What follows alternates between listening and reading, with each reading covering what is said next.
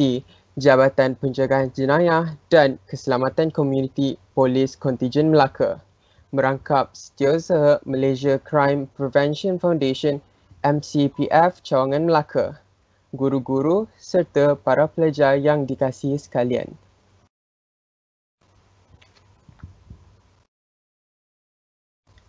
Alhamdulillah, bersyukur kita kehadrat Ilahi kerana dengan keizinannya dapat kita bersama-sama memeriahkan program kita pada hari ini, iaitu program pencegahan jenayah. Pada kesempatan ini, majlis mengucapkan selamat datang dan amat memalukan kehadiran para hadirin sekalian.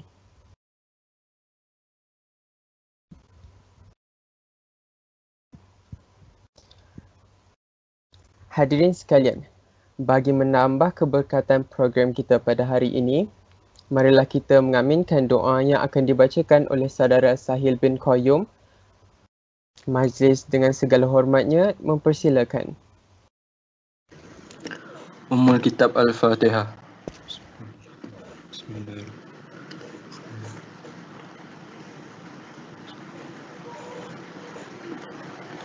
Bismillahirrahmanirrahim. Alhamdulillahi Rabbil Alamin. Hamdan yuafi ni'amahu wa yukafi mazidah.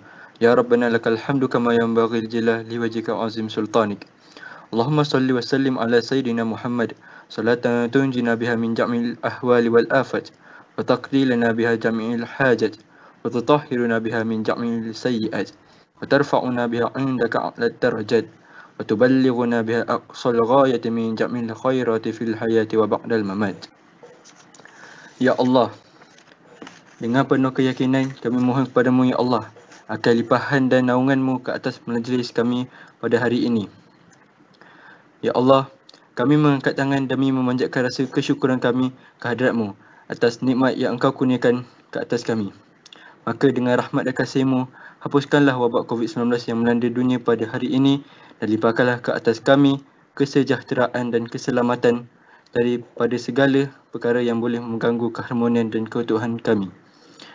Rabbana la tuzigh qulubana ba'da idh hadaitana wa hab lana min ladunka rahmah innaka antal wahhab. Rabbana atina fid dunya hasanah wa fil akhirati hasanah wa qina azabannar. Sallallahu ala sayyidina Muhammad wa ala alihi wa sahbihi wasallam. Walhamdulillahi rabbil alamin. Amin.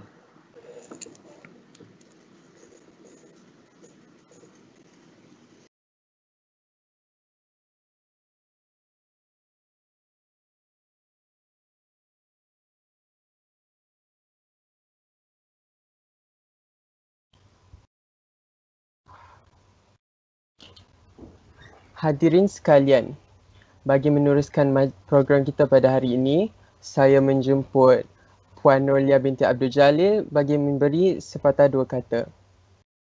Majlis dengan segala hormatnya menjemput dan mempersilakan.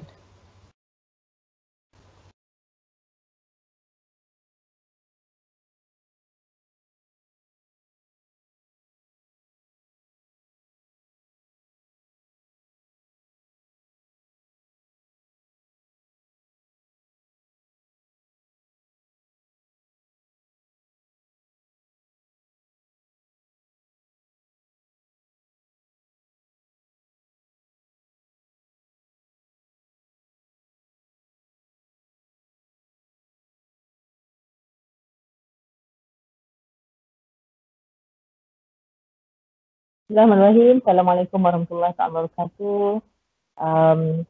Terima kasih saudara pengurusi majlis, Alik Danish yang dialu-alukan penceramah kita pada petang ini.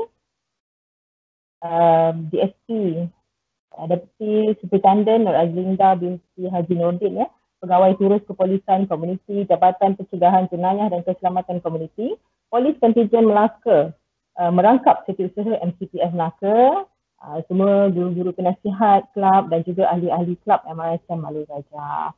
Jadi Puan Linda, selamat datang. Walaupun kita bertemu secara virtual, insyaAllah semoga program petang ini akan memberi manfaat.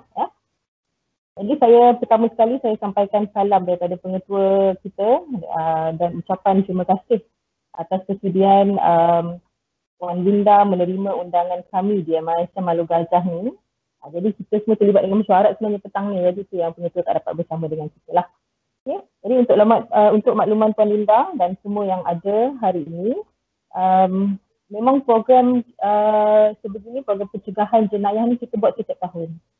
Tapi kalau ikutkan yang sebelum-sebelum ni kita bekerjasama dengan ITB lah, ITB Daerah Alor Gajah. Kali ini pertamanya kita bersama dengan MCPF, Malaysian Crime Prevention Foundation. Kalau dalam bahasa Melayu ni dipanggil Yayasan Pencegahan Jenayah Malaysia.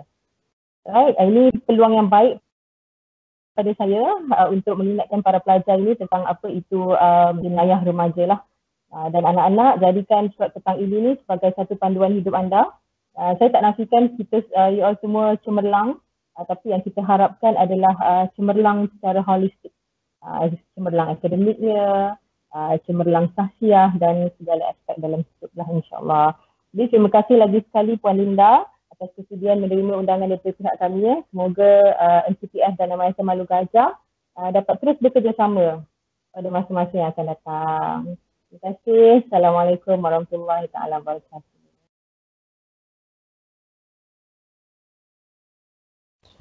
Terima kasih diucapkan kepada Puan Nolia binti Abdul Jalil atas ucapan beliau sebentar tadi. Sidang hadirin sekalian, kompang bergema Pusaka Bangsa dipalu oleh si anak muda. Hadir tuan meriah suasana, kami menyambut penuh gembira. Tanpa membuang masa lagi, majlis berbesarhati menjemput DSP Nur Azlinda binti Muhammad. DSP Nur Azlinda binti Haji Nordin untuk memberikan perkongsian beliau pada hari ini. Majlis dengan segala hormatnya menjemput dan mempersilakan.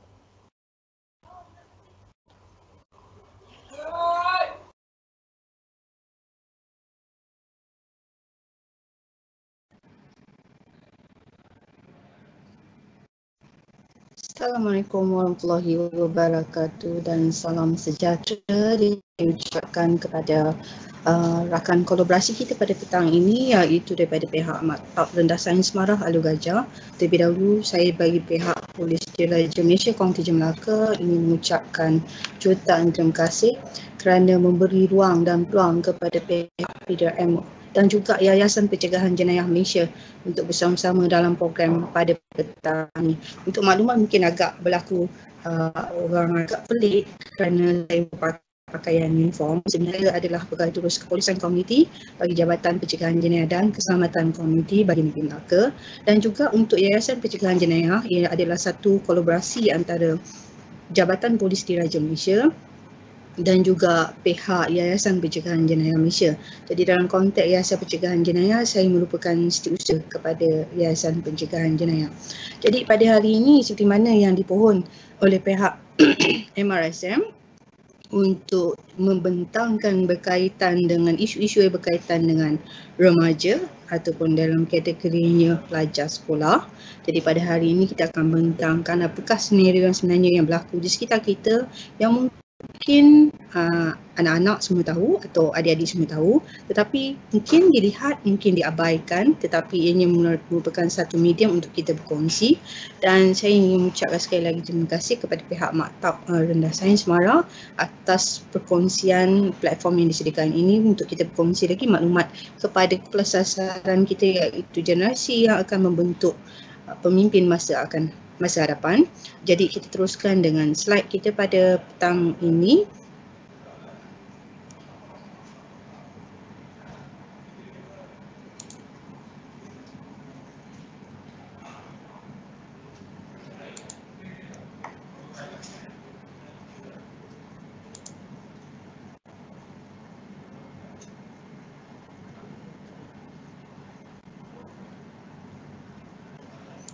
Okey, pada petang ni boleh nampak slide ke?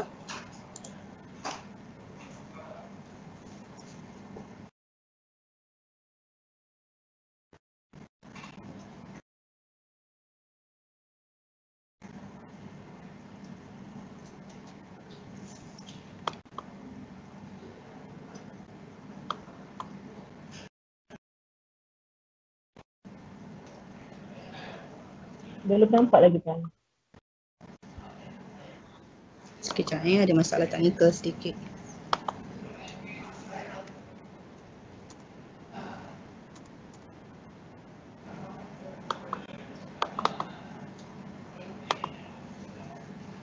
Okey, nampaklah slide dia?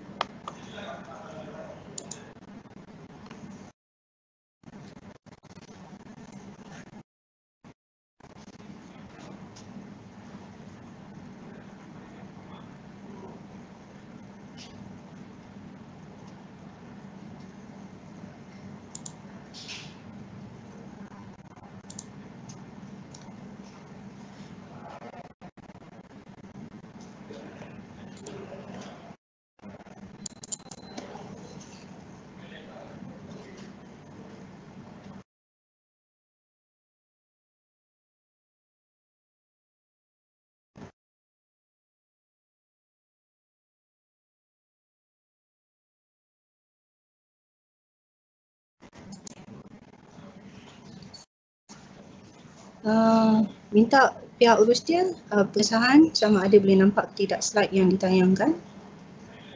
Dah nampak Puan? Sudah. Nampak Okey, kita mulakan. Okey, tajuk ceramah yang diberikan kepada pihak saya adalah berkaitan dengan pencegahan jenayah di kalangan remaja. So dalam konteks ini kita akan mengupas apakah yang sebenarnya berlaku di sekeliling kita seperti mana yang saya katakan tadi.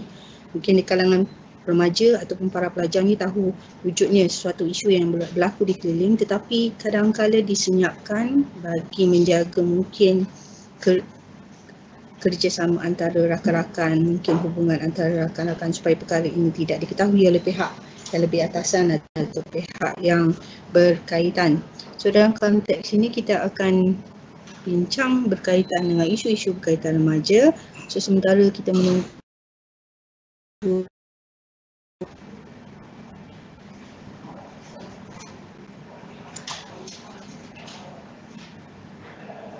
Okey. Skop taklimat ini akan meliputi beberapa peluang dan definisi jenayah, dadah, trafik, dan saya juga akan membuka ruangan kepada adik-adik untuk tanyakan soalan berkaitan dengan isu yang dibangkitkan.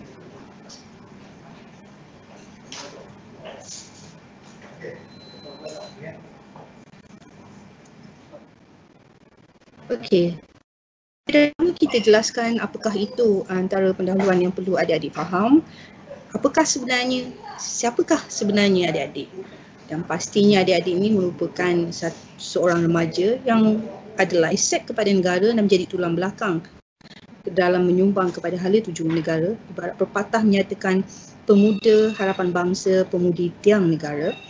Dan kegagalan untuk kita dalam saya sebut perkataan kita kerana saya nak adik-adik merasakan bahawa saya ada sebahagian daripada adik-adik walaupun usia saya mungkin dah berusia sedikit, okey. Tapi kita kena ingat kegagalan dalam kita menghadapi gejala sosial ini yang berlaku di keliling kita ini bukan sahaja menggugat kepada diri kita atau memberi kesan kepada diri kita, tetapi ia akan menggugat keamanan dan kesejahteraan masyarakat sekeliling kita sekiranya ianya tidak dapat ditangani dengan berkesan. Kepentingan seorang remaja ataupun para pelajar khasnya dalam konteks sebuah negara ini juga ada dinyatakan oleh seorang penyair Arab, berkata keunggulan bangsa kerana akhlaknya, runtuhlah mereka. Maksudnya dalam konteks ini, bagaimana tinggi pun pendidikan kita, tetapi kerana kegagalan untuk kita menerjemahkan akhlak yang mulia, maka runtuhlah keseluruhan apa saja yang kita cuba gambarkan kepada dunia. Walaupun kita memiliki kereta yang mewah, rumah yang besar, pendidikan yang tinggi, tetapi kerana kita tidak mempunyai akhlak yang baik, maka runtuhlah keseluruhan apa yang kita cuba tunjulkan kepada masyarakat ataupun di sekeliling kita. Dalam konteks ini, siapakah adik-adik? Di manakah adik-adik sebenarnya ni? Adakah adik-adik ni dikategorikan kanak-kanak atau remaja atau dikategorikan sebagai belia? So hari ini kita akan mengupas sedikit sebanyak tentang perkara ini. Dari dalam konteks remaja itu sendiri, adalah berasal daripada perkataan Latin yang bermaksud menuju kematangan. Maksud matang ni bukan sahaja struktur tubuh badan yang berubah fizikalnya, tetapi struktur pemikiran kita ke arah yang lebih baik. Bermaksudnya berfikir matang, memikirkan perkara yang baik dan buruk sebelum kita melakukannya. Dalam Islam, remaja ini ditakrirkan sebagai memulai akil baligh yang bermaksud seorang itu wajib menjalankan tugas dan tanggungjawabnya dalam konteks agama. Yang ini juga kita kena sentiasa keseimbangan antara duniawi dan akhirat. Perlu kita sentiasa sebagai seorang yang memiliki pendidikan, perlu memikirkan keseimbangan antara kedua-dua faktor. Jangan hanya mengejar duniawi tetapi kita meninggalkan akhirat. Okey, untuk menjadi seorang yang berjaya dalam konteks ini, saya ingin ingatkan, jangan lupakan Allah SWT, jangan lupakan Allah SWT, begitu juga dengan ibu bapa kita. Berkaitan yang kedua adalah definisi remaja itu sendiri.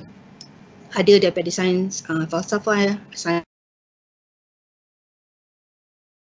remaja yang didefinisikan peringkat manusia berfizikal dewasa tetapi masih belum bebas daripada kebergantungan kepada ibu bapa.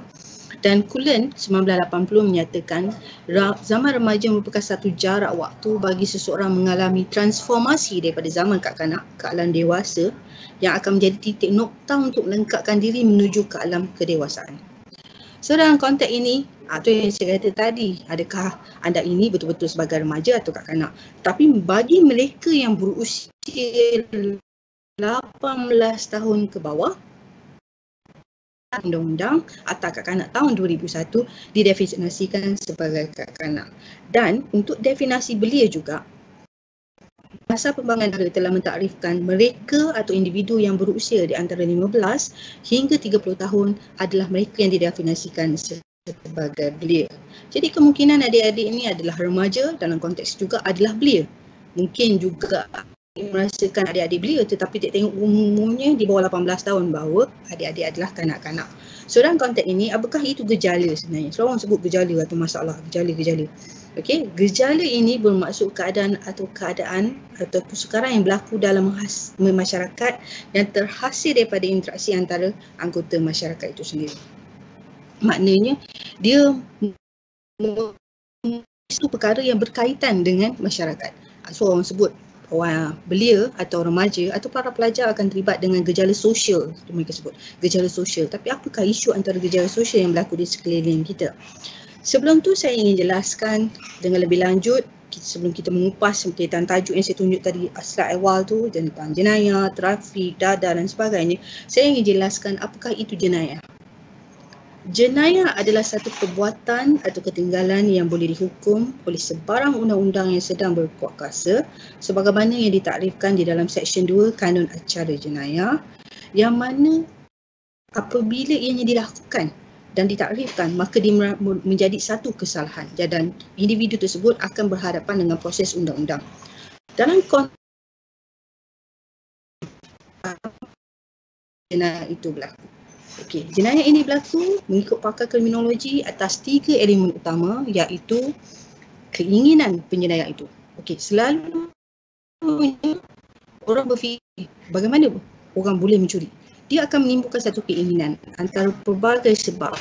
Mungkin dia nak mencuri untuk keseronokan, dia ingin mencuri kerana ingin mencari harta yang lebih dan sebagainya.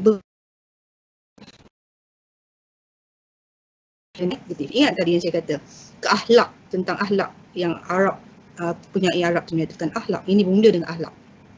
Dan mengikut pakar kriminologi mengatakan keinginan ini hanya boleh dilakukan bila seseorang itu, iaitu penjenayah itu, mempunyai ability atau kemampuan. Macam kata dia nak mencuri kenderaan, ada tak dia ability untuk memecahkan kenderaan tersebut, membolehkan dia memasang enjin dan sebagainya dengan menggunakan kaedah-kaedah teknikal dan sebagainya.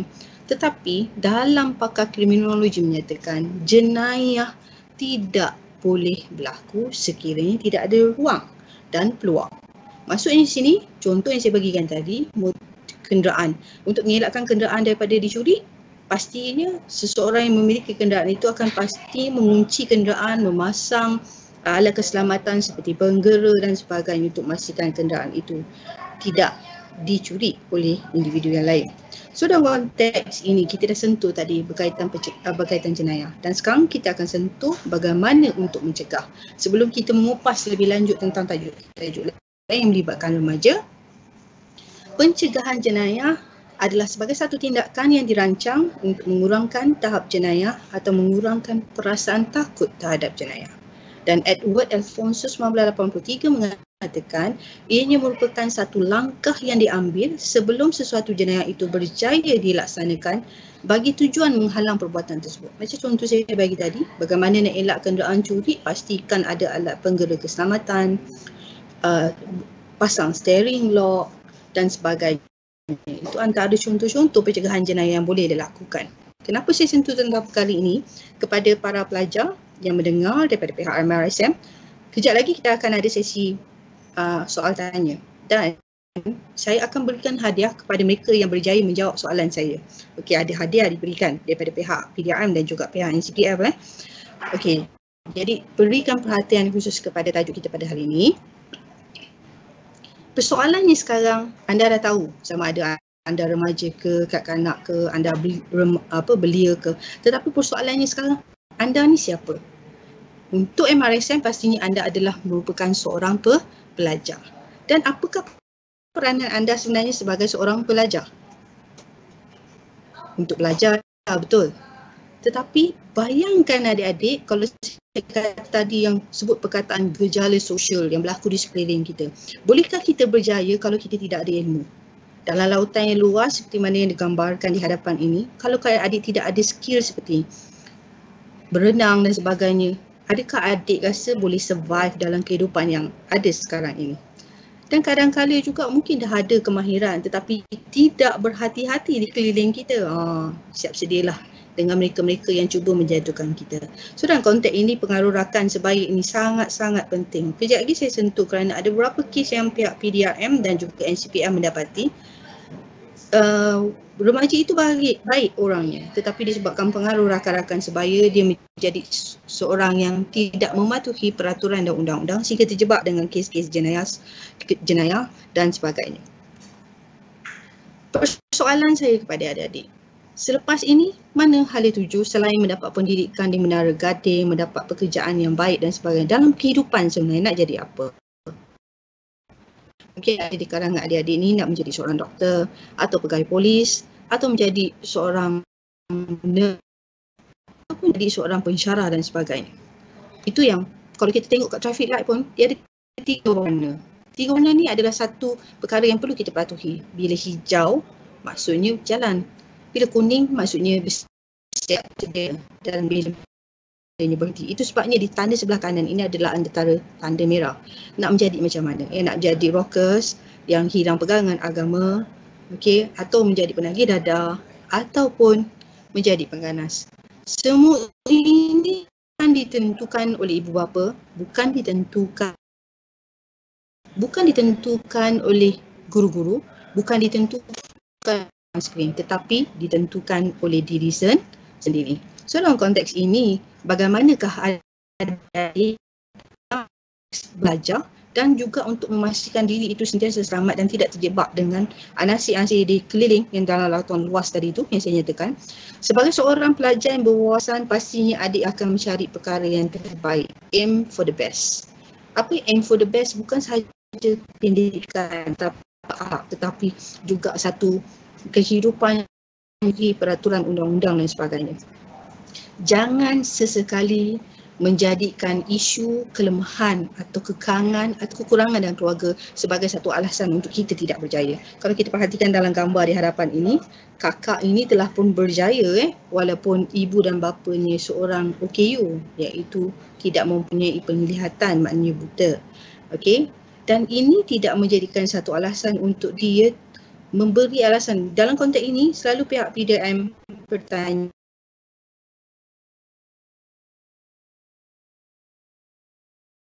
yang diajukan, mereka akan menjawab, oh, keluarga saya tak mengambil kisah, ibu bapa saya bercerai. Jangan sesekali adik-adik menjadikan ini sebagai satu alasan, kerana kehidupan kita ditentukan oleh kita. Ingat tadi gambar baby yang bergerak tersebut di sebelah kiri atau di sebelah kanan. Kalau nak pilih yang merah, hancurlah kehidupan. Kalau nak pilih yang berwarna biru itu, maka cerah kehidupan kita.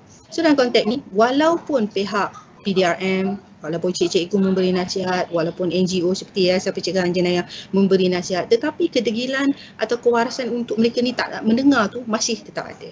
Tetapi saya mengharapkan kepada para pelajar daripada MRSM, khasnya daripada Alu Gajah, insya-Allah akan dibentuk menjadi seorang insan yang baik, akan dibentuk menjadi seorang yang intelektual, akan dibentuk menjadi seorang yang betul-betul mematuhi peraturan undang-undang dan tidak akan melanggar sebarang peraturan undang-undang tersebut. Bila kita bercakap berkaitan perkara ini, kita kena ingat satu. Kegagalan kita untuk mengawal nafsu, kegagalan kita untuk mengawal emosi kita, kegagalan untuk keadaan akan menyebabkan kita akan merasa sengsara keseluruhan hidup kita.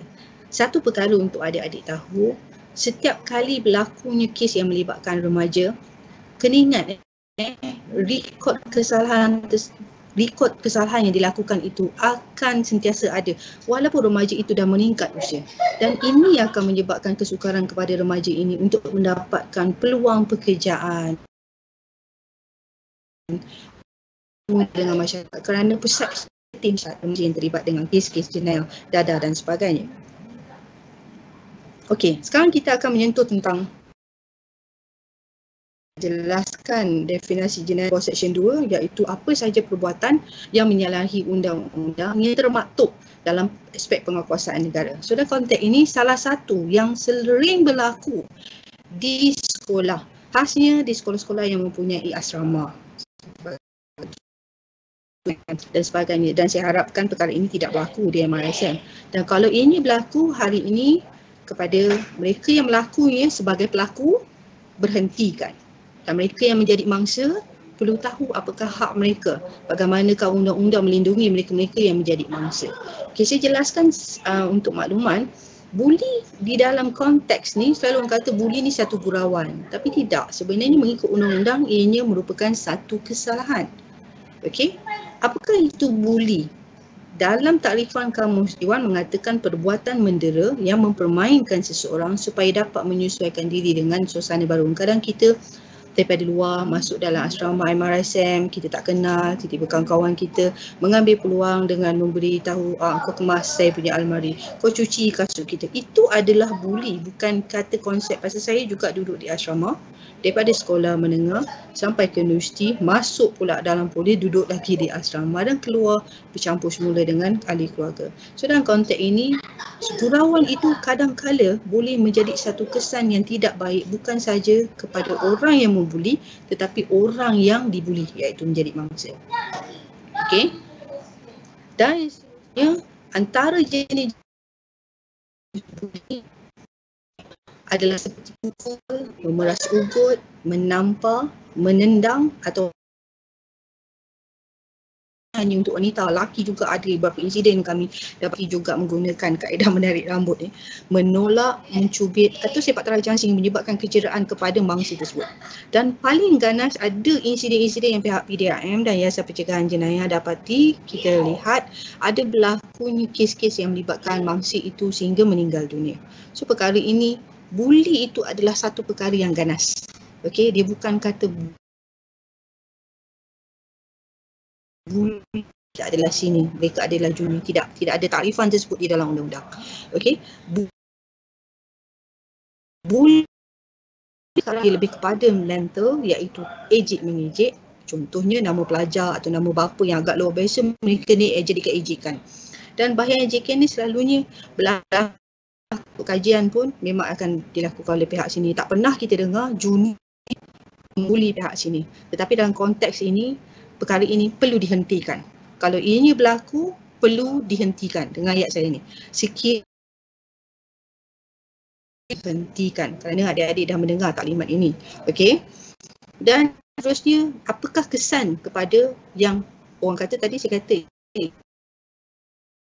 itu mangsa, dia memberi kesan juga kepada pembuli. Kalau ikut kajian dia, seorang daripada 4 pembuli lelaki yang berusia 8 tahun akan menjadi penjenayah dalam usia 30 tahun. walaupun dia mempunyai akademik yang bagus, kerana sifat itu dah tertanam dalam diri. Dan buli adalah salah satu faktor daripada 23 kes 30 di Amerika Syarikat. Alhamdulillah kat Malaysia tak dibenarkan untuk menggunakan senjata api. Kalau kan ada, mungkin lagi banyak kes tersebut yang berlaku di Malaysia. Itu sebabnya di dalam Malaysia ini banyak peruntukan undang-undang yang melindungi supaya kita tidak menjadi mangsa. Dan kesan buli ini, bagi kesan luaran, mereka akan membalas dendam kepada orang lain. Maknanya bila dia dibuli, besok dia menjadi senior, dia membuli pula orang lain. Kerana dulu masa jadi junior, dia dah dibuli. Dan bila dia jadi senior, dia membalas balik. Itu pun ada masalah ni terusan. Tujuannya mengembalikan harga diri yang hilang akibat dibuli dahulu. Jadi dalam konteks ini mereka akan mengalami kecederaan dan juga kematian. Dan kesan dalaman, hilang keyakinan diri, membiarkan diri diperlakukan apa saja kerana mereka merasakan itu untuk membahagiakan orang lain. Tidak. Buli bukan satu perkara yang boleh dipandang ringan. Ianya adalah satu isu yang besar yang tidak sepatutnya berlaku bagi mereka yang duduk di dalam asrama untuk mencari ilmu. So dalam konteks ini juga apa yang perlu dilakukan. Ini saya katakan tadi, saya akan sentuh tentang mereka yang membuli dan mereka yang menjadi mangsa buli.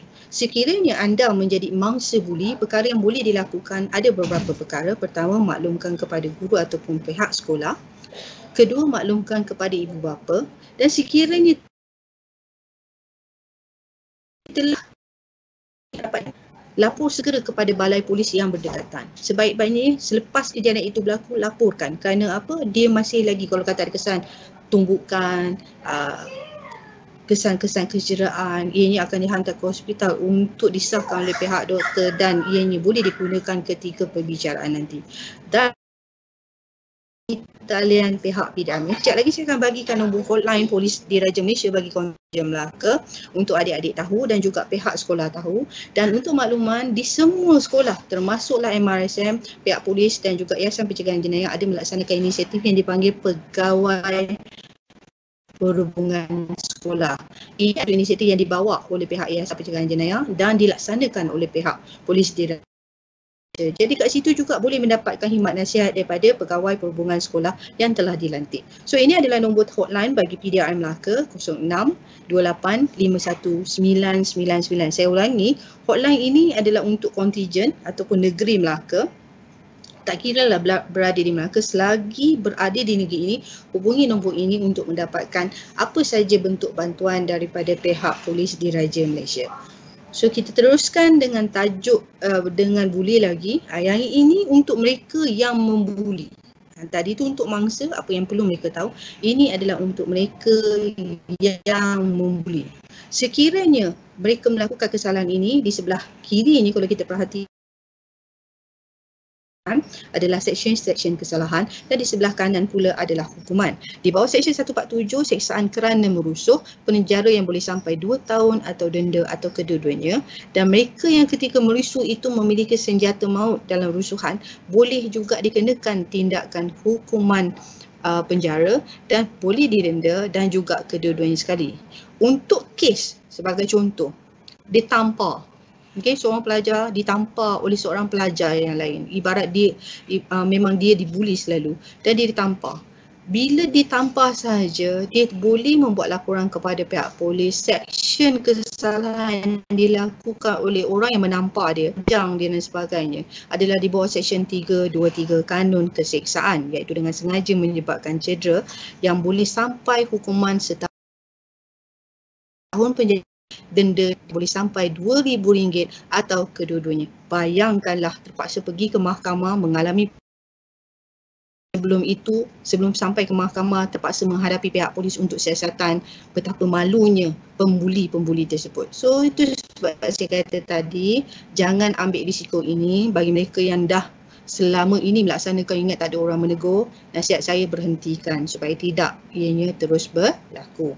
Manakala untuk seksyen 324 mendatangkan cedera dengan jalan menggunakan senjata atau benda-benda berbahaya. Tadi ingat gambar yang awal saya tunjuk tu, ada gambar kartun dia menggunakan kayu, meja, kerusi sebab itu boleh menyebabkan kecederaan. Itu boleh dikatakan sebagai satu senjata yang berbahaya juga. Penjara boleh sampai 3 tahun atau dengan denda atau dengan sebat atau dengan mana-mana daripada dua seksaan tersebut. Maknanya hakim boleh jatuhkan penjara dan sebat atau penjara dan denda. Itu terpulang kepada keputusan yang arif mahkamah iaitu hakim. Di bawah Seksyen 384, ni yang dikatakan pemerasan. Bagi saya duit hari ni RM2, besok RM10 dan seterusnya. Itu ialah konteks pemerasan. Maknanya meminta habuan daripada seseorang tanpa kerelaan seseorang itu. Jadi penjara yang boleh sampai 10 tahun. RM2 kalau membuat report boleh sampai 10 tahun atau dengan denda atau dengan sebat atau dengan mana-mana daripada dua-dua seksaan tersebut. Okey, dan seterusnya. Dari jauh dia tak sentuh orang ni. Dia tak sentuh mangsa dia, tetapi dia ugut. Kau tak bagi kan, aku pukul kau. Kau tak bagi sekarang, aku kerjakan kau sebagai contoh. Aku terajam kau, aku tampar. Tu dah rasa satu ketakutan kepada mangsa. Jadi bila mangsa membuat laporan polis, ianya akan diklasifikasikan di bawah Seksyen 506 Kanun Keseksaan, iaitu menakutkan secara jenayah, dan hukuman yang akan diterima bagi pelaku-pelaku ini adalah penjara selama tempoh yang boleh sampai 7 tahun atau dengan denda atau dengan kedua-duanya. Dan bagi mereka yang melakukan tadi, saya kata tadi, ada buli sehingga tahap bukan mencederakan saja, sehingga ada mangsa yang dibunuh. Dalam konteks ini, ianya diklasifikasi di bawah Seksyen 302, iaitu kesalahan membunuh orang. Dan kesalahan ini hendaklah diseksa bunuh dengan bunuh. Maknanya mangsa itu meninggal dunia, pihak pelaku akan berhadapan dengan dakwaan kes di bawah Seksyen 302 dan seksaannya boleh dibawa pada kes dibawa untuk hukuman dibunuh, maknanya mati atau dipenjara, digantung sampai mati dan sebagainya. Itu terpulang kepada pihak mahkamah. Dan seterusnya, tajuk yang selalu melibatkan remaja, tak kira lah di asrama ke di luar asrama, tetapi remaja selagi ini nama remaja adalah berkaitan dengan rogol dan gangguan seksual.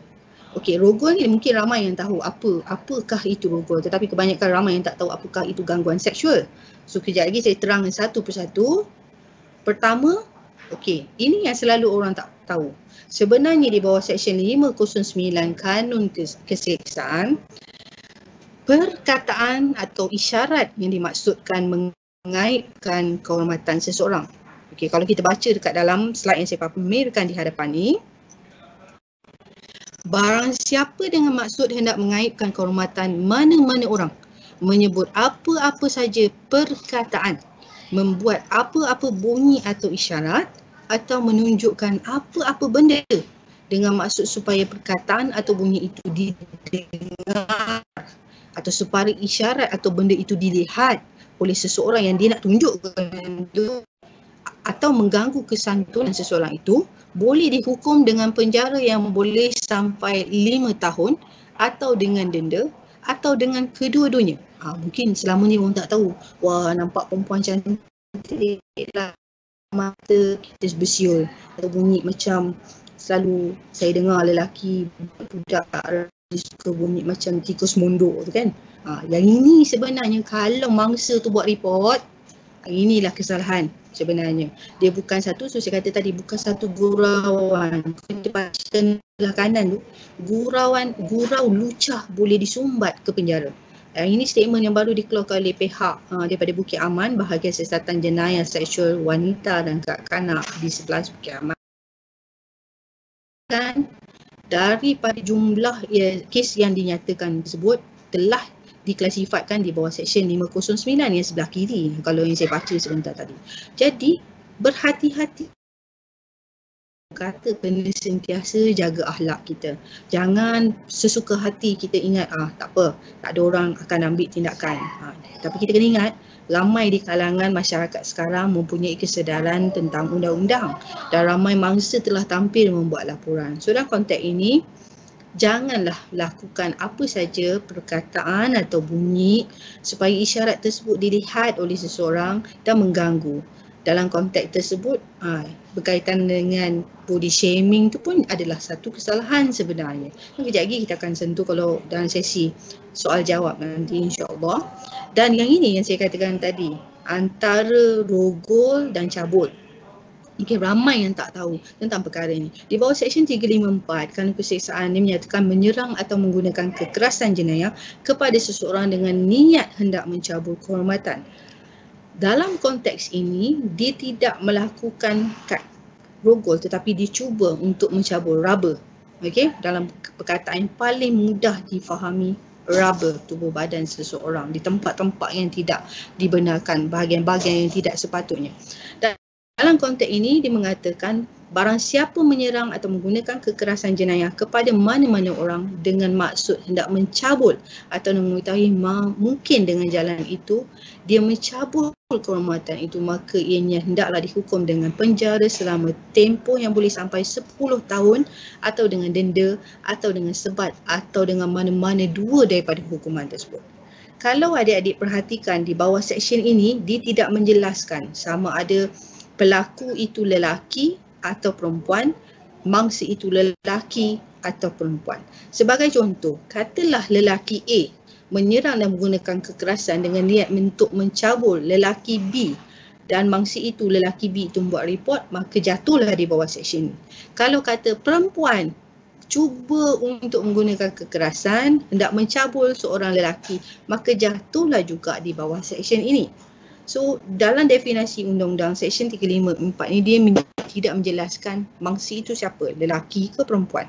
Selagi mangsa itu merasakan dirinya digunakan kekerasan jenayah dan dia melihat pelakuan itu seperti hendak mencabul kehormatan dia, bila dia datang buat laporan jatuhlah kepada Seksyen 354 ini.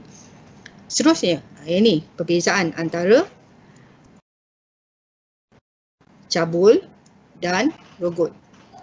Kalau diperhatikan perkataan rogol itu dinyatakan dengan jelas bersetubuh dengan seorang perempuan. Disebut seorang lelaki dikatakan melakukan rogol apabila dia bersetubuh dengan seorang perempuan. Tetapi rogol ini dia definisikan sekiranya bertentangan dengan kemahuan wanita itu. Tak ada kerelaan daripada perempuan itu. Dan dia ada banyak lagi dan saya highlightkan dekat sini.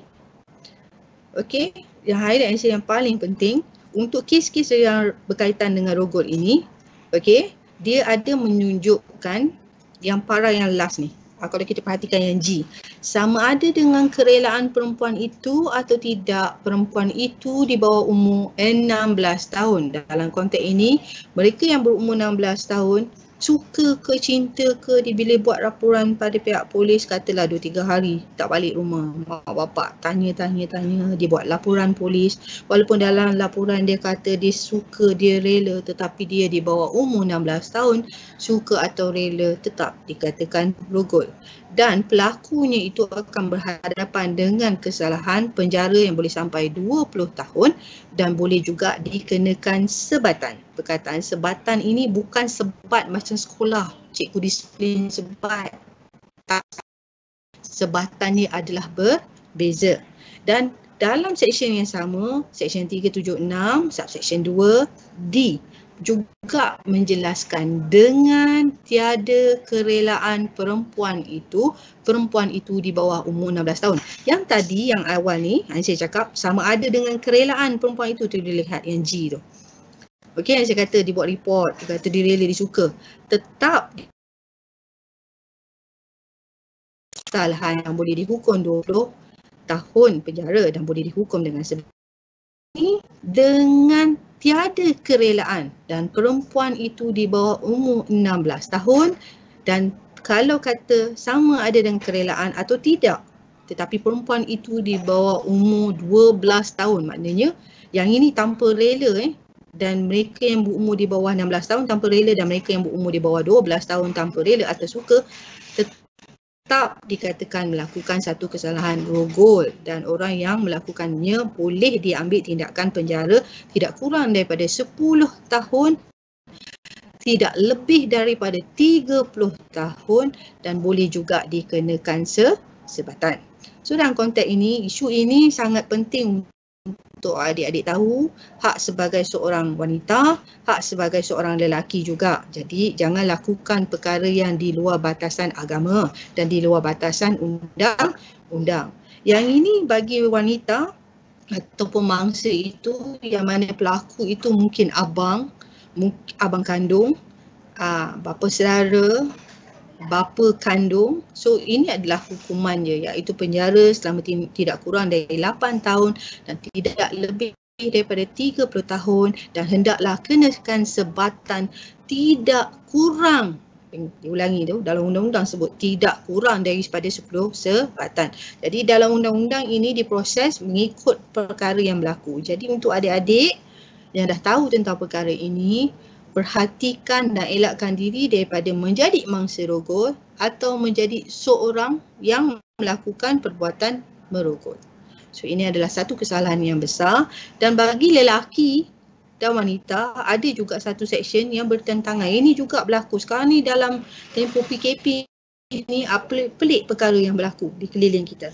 Di bawah seksyen 377 persetubuhan yang bertentangan dengan aturan tabi'i, adik-adik boleh baca sendiri, dah ada di layar tersebut, saya tidak akan mengupas tentang perkara ini. Tetapi hukumannya apabila melakukan persetubuhan bertentangan dengan aturan tabi'i, seseorang itu boleh dihukum dengan penjara selama bertempoh yang boleh sampai 20 tahun dan boleh juga dikenakan sebatan.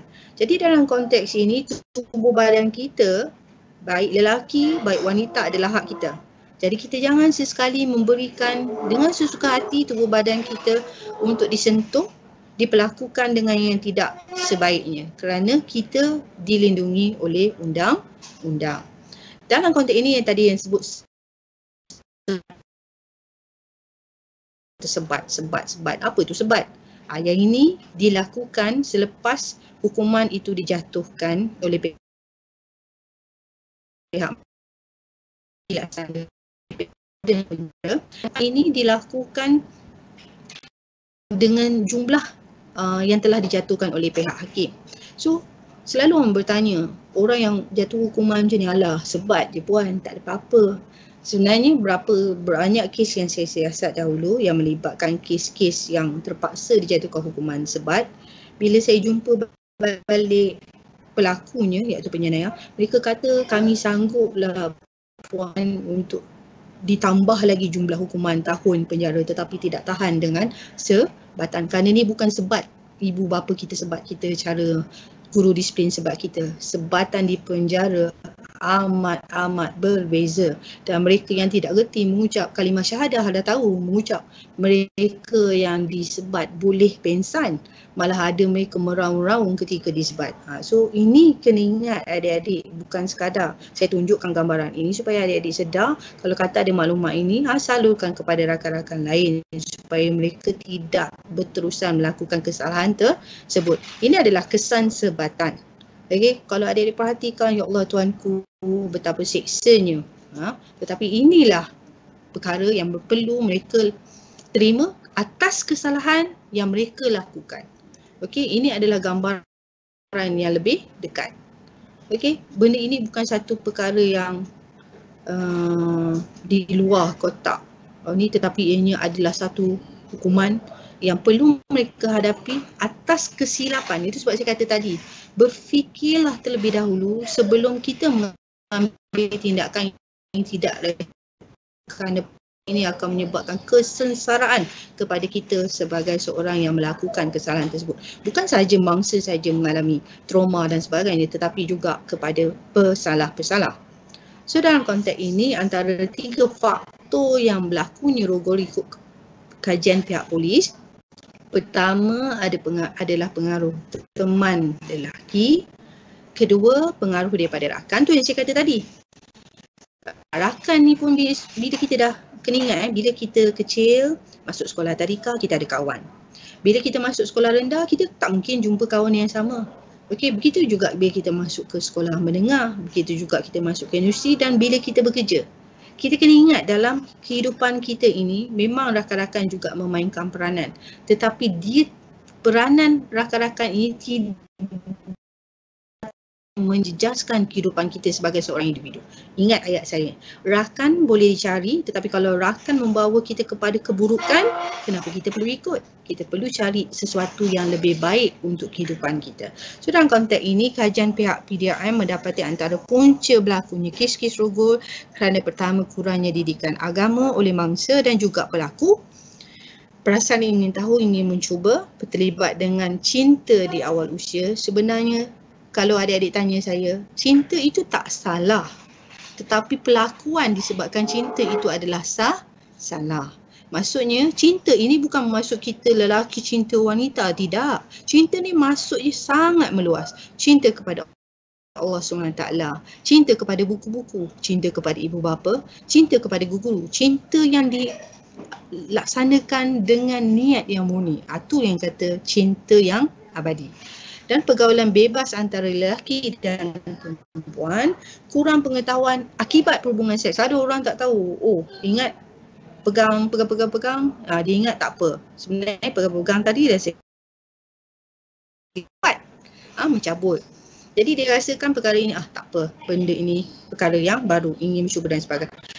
Dan pengaruh-pengaruh lain yang boleh kita lihat. Dan kepada adik-adik di MRSM yang berada di rumah ketika ini, nasihat saja bila dah diberikan akses oleh ibu bapa untuk tengok internet, janganlah tengok perkara-perkara yang lucah. Kerana perkara ini akan tertanam dalam minda. Dan seseorang itu bila dia melakukan satu kesalahan, kerana ianya telah minda itu telah ditanamkan dengan perkara yang negatif. Okey, dan yang seterusnya, mengikut kajian, seksual ini kalau ikut kajian daripada Kementerian Pembangunan Wanita, Keluarga dan Masyarakat, terdedah dengan bahan-bahan lucah. Itu yang saya katakan tadi. Tengok kepada internet 60.8% dan ada di kalangan mereka mengesahkan telah melakukan persetubuhan seks sejak daripada umur 13 tahun sampailah umur 24 tahun.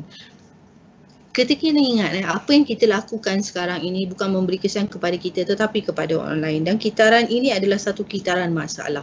Sebagai contoh saya kata tadi, hubungan lelaki dan wanita yang tidak mengikut norma yang biasa, tidak mengikut peraturan dan adat agama akan menyebabkan berlakunya kes-kes ini berlanjutan.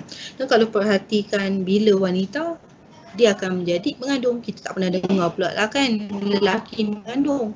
Jadi wanita akan mengandung. Dan bila wanita mengandung, selalunya kes-kes yang berlaku, lelaki tidak mahu bertanggungjawab. Jadi apa yang berlaku selepas itu? Takut, malu. Keadaan yang berlaku pada diri dah, perut makin lama makin membesar, anak semakin membesar dalam rahim, takut mak bapak tahu dan akhirnya anak itu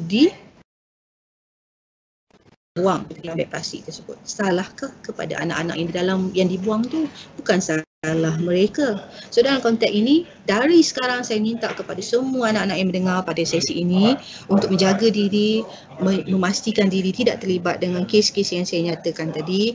Okey, dan seterusnya kalau kita perhatikan, statistik menunjukkan pada sehinggalah tahun 2018, pada tahun 2017 saja sebanyak 3,694 remaja hamil wanita. Jadi perkara ini bukan perkara yang tipu, tetapi maklumat ini adalah maklumat yang tepat daripada pelbagai kementerian. Dan purata kes adalah sebanyak 300 kes wanita mengandung di bawah umur.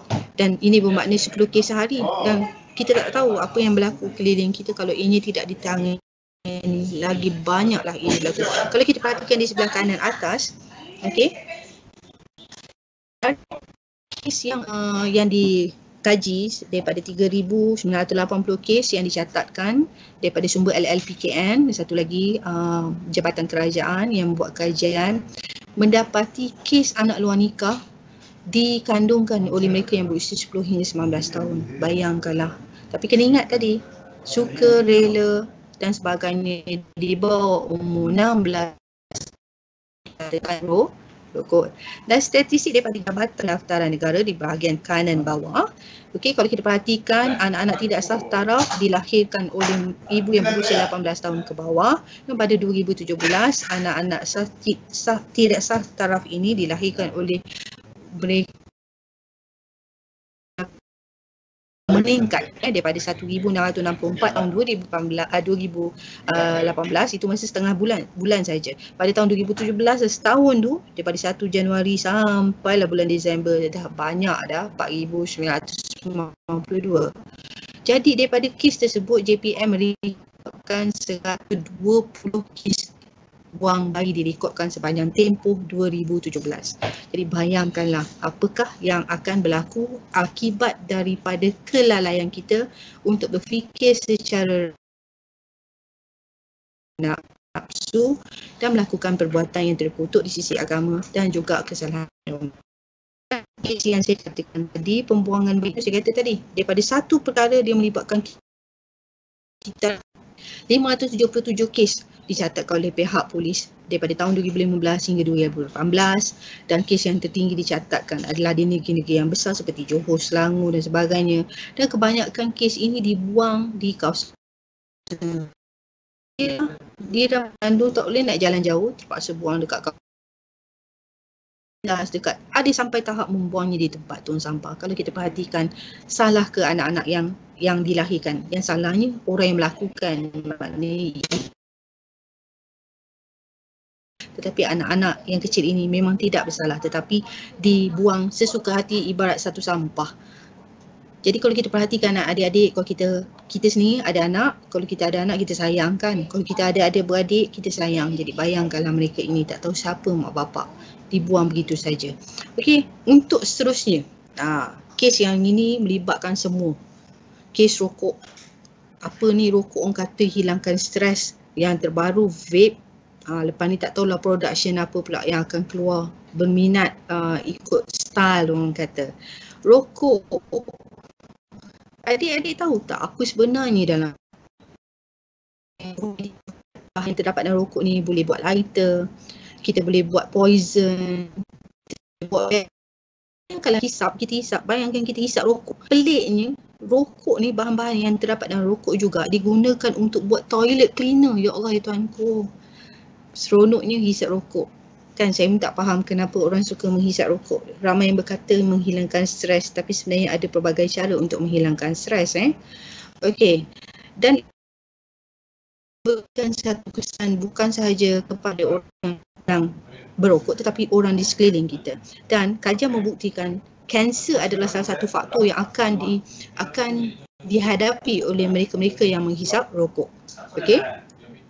Ini kalau kita katakan seperti remaja tak hisap, siap pakai baju sekolah lagi, sanggup membuang maruah diri dengan menghisap rokok. Sebenarnya pihak polis juga melihat perkara ini dan bekerjasama dengan Jabatan Kesihatan di bahagian unit penguasaan untuk menangkap pihak-pihak yang terlibat ini di bawah umur tak boleh merokok. Sebenarnya ingat tadi ayat awal saya kata, apa definisi siapakah anda? Kanak-kanak, remaja, kalau di bawah 18 tahun ke bawah dah sasah lah kat kanak hisap rokok. Betapa malunya. Betapa perkara ini. Hisap, perempuan juga hisap. Yang ini boleh dilihat dekat dalam media sosial. Banyak perkara ini dipostkan keliling. Betapa malunya seorang wanita. Bayangkanlah, adakah kalau lelaki tengok wanita macam ni nak jadikan isteri? Saya tak rasa bagi wanita, fikirkan kembali. Rasa rugged ke, hisap rokok dan sebagainya. So perkara ini perlu dielakkan sebagai seorang remaja yang sepatutnya merupakan seorang pelajar. Peranan anda adalah untuk belajar, bukan untuk mencuburi perkara-perkara yang pelik-pelik seperti ini. Okey, untukkan undang-undang. Okey, ada orang kata, alah apa salahnya hisap rokok je puan. Kan tak salah. Okey, di bawah peraturan undang-undang Peraturan 8A Kawalan Hasil Tembakau 1997 untuk pindaan adalah menjadi kesalahan bagi remaja yang berumur 18 tahun ke bawah, yang tu saya kata tadi kat kanak, daripada merokok, membeli atau memiliki sebarang hasil tembakau.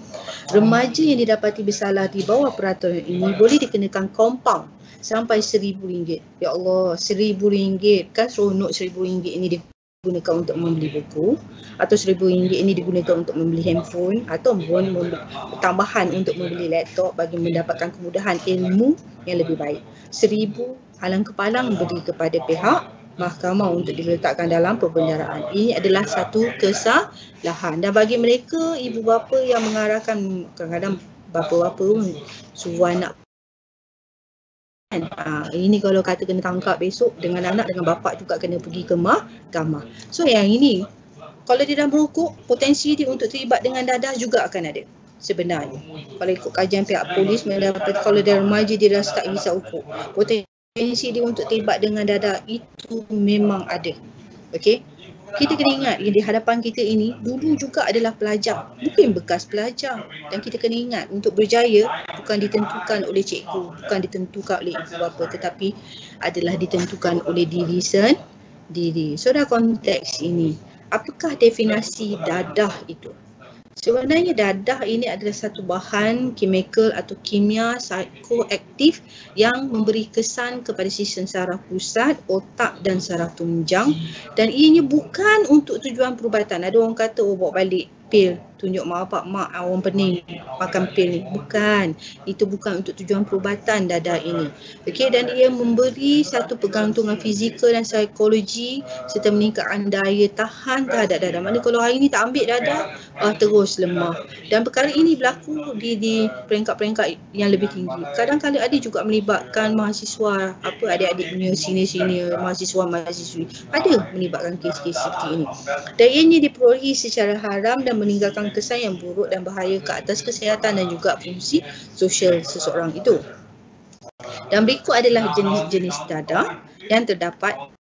Okey, ni untuk adik-adik lihat. Jadi kalau besok kawan-kawan bagi bentuk-bentuk pil yang berwarna-warni, jangan main telan. Dia orang kata gula-gula. Jangan telan.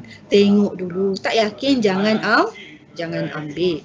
Jadi dalam konteks ini adalah antara dadah-dadah yang terdapat. Okey, sama ada dalam bentuk serbuk, hablo, dan bentuk pil dan sebagainya. Okey dah. Kenapa remaja ini selalu atau terlibat? Jadi kita ada tanya pihak PDRM dengan kerjasama dengan Yayasan Pencegahan Jenayah, kita bekerjasama dengan pihak AADK, Agensi Anti Dadah Kebangsaan Malaysia. Bila kita tanya dengan remaja ni, dia cakap pasal nak seronok mula puan. Saya tak tahu pengaruh je, bila sekali makan dia tak akan berterusan. Pasal ingin tahu apa yang orang kata khayal. Dia nak tahu, dia rasa. Bila sekali rasa berterusan, tak boleh stop. Adik-adik untuk makluman, mereka yang kata cuba untuk memulihkan diri agak sukar, dia mempunyai kekuatan yang kuat baru boleh dipulih. Okey, dan ianya adalah pengaruh rakan sebaya dan bagi mengatasi tekanan masalah jiwa atau tekanan hidup. Okey, dan ciri-ciri penagih ni kalau kita perhatikan bagi mereka yang terlibat dengan penagihan, kita boleh nampak ada kemerosotan pada ragu paras dia, kebersihan diri dia tidak terjaga, sentiasa menuju ke tempat yang terpencil untuk mengambil dadah. Pasal pernah ke kita lihat orang jual dadah kat tengah jalan? Maksud saya secara terang-terangan, tak adanya orang akan jual dadah dekat kawasan-kawasan lorong yang sempit, dekat pusat-pusat hiburan. Ni satu dari saya ingat, jangan pergi pusat hiburan. Pertama, dari segi agama memang dah salah pergi ke tempat maksiat. Kedua, kita mendedahkan diri kita kepada bahaya. Dan yang seterusnya, kehadiran kita, kalau kata pelajar, kadang-kadang dia tak nak pergi sekolah, dia mutu kerja dia atau disiplin dia makin teruk setiap hari, dan kadang-kadang dia akan meminjam duit daripada kawan-kawan pasal tak cukup. Dadah bukannya murah, dadah tu mahal. Pada saya lebih baik gunakan duit tersebut beli makanan. Dan pastinya bila ambil dadah dan kurang berat badan, dan kesannya kepada fizikal seperti berikut. Kalau kita perhatikan individu itu, sebabnya orang pelik. Kenapa polis boleh mengendapasi dekat tengah-tengah jalan, dia tengok ni penagih dadah. Dia ada gambaran yang boleh kita lihat. Okey, yang ini juga untuk guru-guru, untuk pengawal-pengawal, mungkin kepada rakan-rakan yang lain tengok mungkin dengan siapa kita berkawan. Kita akan melihat kadar pernafasan menjadi lebih pendek dan perlahan. Okey, dia bukan asma dia bukan asma. Ini memang kesan-kesan dadah. Kadar degupan jantung dia berkurangan. Tubuh dia sentiasa menggigil akibat penurunan kadar metabolisme. Itu sebab kalau kita tengok dekat TV so tunjuk orang ni macam apa orang panggil laluk. Perkataan yang digunakan laluk. Dia tak tahu apa benda dia cakap. Mata selalu merah dan berat badan dia terjejas. Dan kesan dadah ini adalah berbeza-beza mengikut kaedah bagaimana ianya diambil. Kalau dadah itu diambil melalui suntikan, okey, macam dalam gambar yang awal tadi tu, akan timbul penyakit paparan, penyakit kulit, bisul sampai tahap AIDS, hepatitis, okey, dan Mana yang mengambil dadah individu yang mengambil dadah melalui mulut pula akan terus menghadapi kerosakan pada paru-paru dan hati, kerosakan sistem penghadaman, buah pinggang, detuk skin mengecut dan badan akan melalui kelusuan dan tidak bermaya dan kemungkinan akan sampai ke tahap lumpuh. Dan apakah macam awal tadi saya beritahu jenayah, apakah yang akan dihadapi? Inilah antara akta-akta atau kesalahan yang mana mereka akan berhadapan. Okey, mengambil dadah pun menjadi satu kesalahan, mengedar dadah pun menjadi satu kesalahan dan ini berdasarkan kepada, kalau kata mengedar itu atau memiliki dadah tu, dia akan berdasarkan kepada berat. Selagi berat tu lagi tinggi, lagilah kesannya atau hukumannya lagi. Ini selain dadah, tadi rokok, kemudian kepada dadah. Okey, Puan Linda kata dadah tak boleh. Hidugam lah.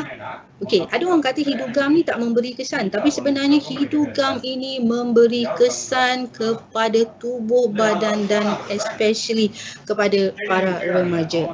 Dan orang mengatakan bahawa hidugam ini adalah satu isu yang memang sentiasa diperbincangkan dan adakah ini akan mendatangkan satu masalah? Ya, dia akan mendatangkan satu masalah kerana tragedi April tahun 2000, okey, 3 remaja mati akibat menghidugam. Ini adalah satu fakta. Kerana perkara ini bukan satu perkara yang drama adik-adik. Maknanya hidugam, katalah puan hidugam apa, dia memberi kesan kepada tubuh badannya sehingga menyebabkan meninggal dunia. So perkara-perkara ini kalau adik-adik tengok ada orang nak bagi, tak apalah, kita tak boleh hisap dadah, kita saja jangan ikutkan pengaruh yang tidak baik ini sehingga memusnahkan diri sendiri sehingga terjadilah insiden-insiden seperti ini. Dan berapa lagi banyak kes orang sampai dekat KL tu hidugam dekat atas bumbung untuk mengelakkan daripada parents tahu, pengat kuasa tahu, dan sebagainya. Tetapi sepandai-pandai akhirnya akan ditangkap juga kerana pihak penguasa sentiasa memantau isu-isu ini. Dan seterusnya, okey, kita ke slot yang seterusnya adalah berkaitan dengan trafik. Trafik ni orang selalu ingat, trafik ni kes saman ni puan. Bukan. Kes-kes yang melibatkan remaja di bawah kesalahan trafik ini adalah seperti berikut. Memandu secara melulu sehingga membahayakan, orang panggil merempit tersebut. Okey, dalam keadaan orang dah baik-baik naik motor dengan cara yang betul, kita belajar dekat pusat latihan memandu dengan cara tidak kan. Kita belajar memandu dengan cara yang berhemah, dengan cara yang berhati-hati. Tetapi apabila kenderaan diberikan oleh ibu bapa, kita dah salah guna. Ada juga kes yang mana ibu bapa tinggalkan motosikal dan kenderaan dia, tak tahu anak dia keluar tengah malam, dah masuk dah pula kawasan lebuh raya dan akhirnya kejadian-kejadian yang tidak diingini berlaku. Ini kalau ada lesen, insurans tak apa, tetapi kalau tak ada insurans, tak ada lesen, apalah nasibnya. So dalam konteks undang-undang ini akan dihadapi bagi mereka yang terlibat dengan kes-kes seperti ini di bawah Seksyen 42 Akta Pengangkutan Jalan yang seperti mana saya kata tadi. Bagi pesalah pertama, hukuman penjara maksimum 5 tahun. Maknanya bila pergi mahkamah pun memang akan dijatuhkan hukuman penjara dan denda 15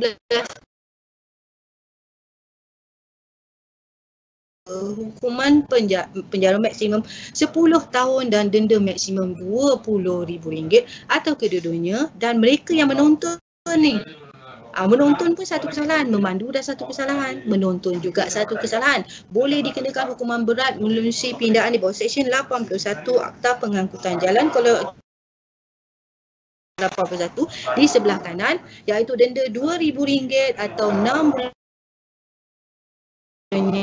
dan denda RM2,000 atau 6 bulan penjara dan lesen akan digantung selama 1 bulan dan sabit kesalahan untuk adalah RM5,000 atau penjara 1 tahun atau kedua-duanya digantung 3 tahun. Jadi itu kalau kata lesen digantung dapat ditahan oleh pihak polis atau penguasa JPJ atau pihak trafik. Tapi kalau kata tak sempat dan ianya berlaku, saya kata on the road, dah tak sempat padahnya Ya Allah, ya Tuhan, apalah nasib belajar. Kalau kita belajar secara berhemah. Kalau kita tidak memandu secara berhemah, inilah keadaannya yang akan berlaku. Kemalangan itu split in second saja ianya boleh berlaku. So kepada adik-adik yang mempunyai kenderaan motosikal yang diberikan oleh ibu bapa, ikutlah peraturan. Jangan sekali-kali melampaui peraturan dengan rasa keseronok. Okey, ni PKP ni, jom kita merempit kat sini, jom kita duduk kat sini, jom kita buat ni, jom kita buat tu, sampai kita melalaikan apa yang perlu dan apa yang harus. Jadi kepada para pelajar, kalau kata ada rakan-rakan yang cuba ajak, cuba ingat ni gambar yang saya tunjuk ni. Okey. Dan seterusnya, saya dah sentuh tadi tentang jenayah, saya dah sentuh tentang dadah. Okey, saya dah sentuh tentang trafik. Jadi sekarang ni bagaimana nak cegah? In between tadi slide saya tu, ceramah saya tu, saya ada beritahu dan penerangan saya ada beritahu apa yang boleh dilakukan oleh mangsa, apa oleh pelaku. So dalam konteks pencegahan jenayah, ianya bermula dengan diri sendiri. Apa pun yang saya cakap tadi, sama ada dadah ke, kesalahan jenayah ke, kesalahan trafik ke, ianya boleh dibendung sekiranya individu itu melakukan sesuatu dengan melindungi dirinya daripada terlibat dengan kes-kes tersebut. Walaupun diajak sekali oleh kawan-kawan, walaupun dipujuk rayu pun oleh seseorang, tapi kerana kita kata tidak, jadi kehidupan kita akan sentiasa selamat. Nasihat saya, tak apalah kehilangan kawan. Kalau kita tak nak ikut perkara yang tak elok, tak apa kehilangan kawan. Dengar ayat saya ni, tak apa kita kehilangan kawan. Kawan boleh dicari. Ingat tak ayat saya tadi? Bila pergi sekolah rendah, kita jumpa kawan lain. Sekolah menengah, kawan lain. Universiti, kawan lain. Tempat kerja, tak ada tolok gantinya. Dah besok kalau kata kita tak jaga, siapalah yang nak jaga kita? So dalam konteks ini, kalau adik-adik sama ada menjadi mangsa, macam mana adik-adik nak minta bantuan? Tadi yang saya kata, pergilah jumpa parents, jumpa cikgu, jumpa pegawai perhubungan sekolah, ataupun pergi ke balai polis yang terdekat, ataupun pergi pihak polis yang tadi yang saya dah bagi. Tetapi sekiranya adik-adik rasakan mungkin tak nak telefon ke ibu pejabat, polis kontijen, telefonlah ke daerah Melaka Tengah. Ni hotline untuk polis Diraja Malaysia yang boleh-boleh adik hubungi. Dekat polis Diraja Malaysia ni kita ada 4. Okey, satu ialah kontijen. Dia menjaga ketiga-tiga daerah. Okey. Tengah alurkan. Dan jadi maklumat ini bila kita hubungi dia akan direkodkan oleh petugas dan ianya beroperasi 24 jam. Kalau kata ada masalah berkaitan dengan apa-apa isu berkaitan keselamatan ke, maklumat yang ingin disalurkan, ada mengetahui tentang satu aktiviti yang berlaku di kawasan sekeliling kita, time-time PKP ni nampak pula orang menjual dadah kat belakang rumah dan sebagainya, hubungilah talian tersebut. Okey, talian ini beroperasi 24 jam. Adik-adik jangan takut untuk menyalurkan apa saja maklumat kepada pihak polis kerana kerjasama daripada setiap orang, termasuklah adik-adik yang daripada MRSM ini sangat-sangat penting dalam usaha kita mencegah dan kita membendung daripada penularan. Sekarang ni kita dalam konteks penularan wabak COVID, betul? Yang jenayah dalam trafik ni satu kesalahan jenayah. Peran kes-kes jenayah di keliling kita. So dalam konteks ini juga kita ada menyediakan perkhidmatan, pihak polis ada menyediakan perkhidmatan SMS 01222449 untuk adik WhatsApp ataupun SMS. Dan ini juga kita mengharapkan perkara yang baiklah, insya-Allah. Ada semua, kalaulah satu hari Allah memberi keizinan untuk kita semua menjalankan pergi ke sekolah macam biasa, kehidupan kita seperti biasa, diberikan keizinan Allah SWT. Kalau kata ada program-program boleh berhubung kepada alamat yang saya terterakan, ini lebih kepada pihak pengurusan, tetapi kepada para pelajar ni sebenarnya saya ingin menggalakkan, buatlah kempen.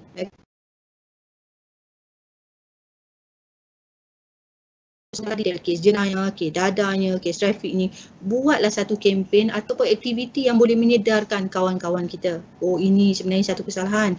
Kalau hanya pihak polis bercakap, hanya pihak Yayasan Pencegahan Jenayah bercakap, hanya ibu bapa yang bercakap, hanya pihak sekolah yang bercakap, tetapi tidak ada perubahan kepada rakan-rakan, ianya agak sukar. Kerana mengikut kajian polis, bila seorang rakan menegur seorang rakan yang lain, dia boleh berkomunikasi dekat satu level yang sama. Jadi dia lebih mudah. Kalau polis jangan buat, dia orang takut. Itu yang orang kata dalam tempoh ini bila polis cakap semua akan dengar. Tapi 2-3 hari dah lupa balik. So untuk lekat perkara ini semua dalam minda, slide ni nanti saya akan bagi sedikit mana part-part yang penting kepada pihak Rustia. Mungkin boleh dijadikan garis panduan. Tetapi saya ingin ingatkan untuk semua di dalam Yayasan Pencegahan Jenayah juga Polis Diraja Malaysia Kontingen Melaka, kita ada menyediakan satu ruangan informasi yang adik-adik boleh dapatkan pelbagai input. Perkara ini juga boleh digunakan ketika nak periksa kan, ada karangan, betul tak? Untuk kita buat kajian. So kita ada menyediakan Telegram, ada 2-3 Telegram disediakan oleh pihak polis, iaitu Telegram Polis Melaka. Itu untuk maklumat-maklumat berkaitan semua jenayah, ada trafik dan sebagainya. Ataupun adik-adik boleh mencapai maklumat tersebut melalui Telegram Kelab Pencegahan Jenayah. Saya ulangi, ada 2 Telegram yang boleh adik-adik dapatkan segala informasi apa yang berlaku di keliling adik-adik. Okey, satu ialah Telegram Polis Melaka. Dan satu lagi Telegram Kelab Pencegahan Jenayah. Di dalam kurungan itu dia ada signage itu Kelab Pencegahan Jenayah, dalam kurungan PDRM dan JPM. Untuk MRSM sila masuk ke dalam ruangan informasi tersebut. Dia tak ada satu halangan. Ianya terbuka kepada semua. Kepada semua pihak pengurusan, kepada guru-guru, kepada ahli-ahli kelab pencegahan jenayah. Dan bagi mereka yang bukan ahli kelab tapi nak informasi, pergi ke Telegram Polis Melaka. Saya ulangi, pergi kepada Telegram Polis Melaka. Okey, banyak informasi yang disediakan kat situ. Dan ini boleh membantu adik-adik. Mungkin ada perkara-perkara yang baru yang kita tak tahu, tetapi ini berlaku di keliling kita. Jadi maklumat tersebut boleh dicapai melalui Telegram. Dan di hadapan ini adalah alamat jabatan saya dan juga nama saya serta nombor telefon. Dan sekarang saya buka untuk sesi soal jawab. Dan saya katakan sebentar tadi, saya memang adiakan hadiah kepada mereka yang berjaya menjawab soalan-soalan ataupun mungkin ada pertanyaan-pertanyaan daripada adik-adik berkaitan dengan isu-isu yang adik-adik mungkin tak faham, tak jelas, nak dapatkan pencerahan dan sebagainya. So untuk makluman adik-adik, sebenarnya untuk pihak Yayasan Pencegahan Jenayah, pasal saya kata tadi, saya juga adalah Yayasan Pencegahan Jenayah. Jadi untuk adik-adik kita akan memberikan juga input-input berkaitan dengan pencegahan dan kita harapkan ini dapat membantu adik-adik sebenarnya dalam konteks yang lebih luas, boleh digunakan sekarang dan sehingga adik-adik meningkat dewasa. So dalam konteks ini boleh pihak Rustia membantu saya kerana saya cuba buka kepada medium. Yes. Puan, so sekarang ada banyak soalan yang ditujukan. So saya nak minta Puan refer dekat Q&A punya slot boleh, section. Dekat question mark ada atas tu. Sekejap saya ada masalah, saya punya line ni tak keluar, tak appear lagi. Penjumpa. Tak apalah, boleh bacakan dahulu apa soalan sementara menunggu saya dapat buka kepada sistem tersebut. Baik.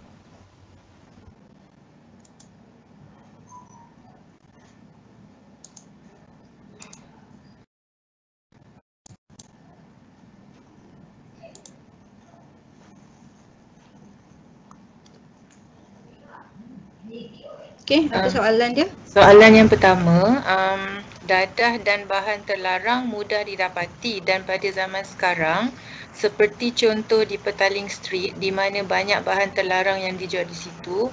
Soalan saya, apa tindakan pihak PDRM terhadap penjual-penjual tersebut kerana mereka yang menjual ini telah lama beroperasi? Terima kasih.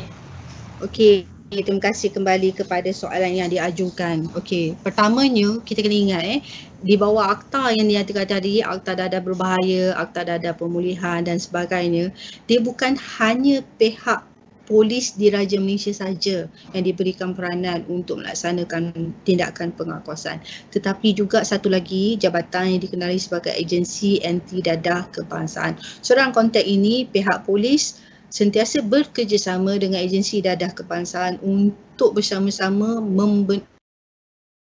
bukan dia kata membendung, pasal dadah ni lain dia kata dadah adalah musuh negara. Jadi dalam konteks ini dia pihak polis akan sentiasa buat arrestment, maknanya tangkapan tiap-tiap hari.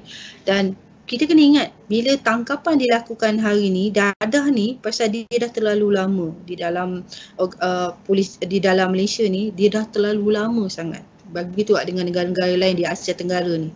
Bila kita tangkap satu individu, dia ada wujud lagi individu lain, dan tangkap satu sindiket, dia ada sindiket yang lain. Tapi yang pastinya tindakan berterusan ini terus dilakukan dan tetap dilakukan oleh polis di Raja Malaysia. Itu sebabnya kalau kita perhatikan, tu sebab tadi saya minta kepada adik-adik di bahagian MRS yang ini untuk melihat kepada talikan PDRM sediakan, iaitu maklumat-maklumat berkaitan dengan orang memproses dadah berjaya ditangkap dan dituduh di mahkamah. Mereka yang terlibat di bawah dadah ini berjaya ditangkap oleh pihak polis sehari. Itu sebab talikan itu, maklumat-maklumat itu penting. Jadi apa yang boleh dilakukan sekarang ni oleh pihak orang ramai? Bagaimana? Kita dah tahu kat situ ada, tapi kenapa ini masih lagi berlaku dan terus berlaku dan terus berlaku? So yang paling penting dilakukan adalah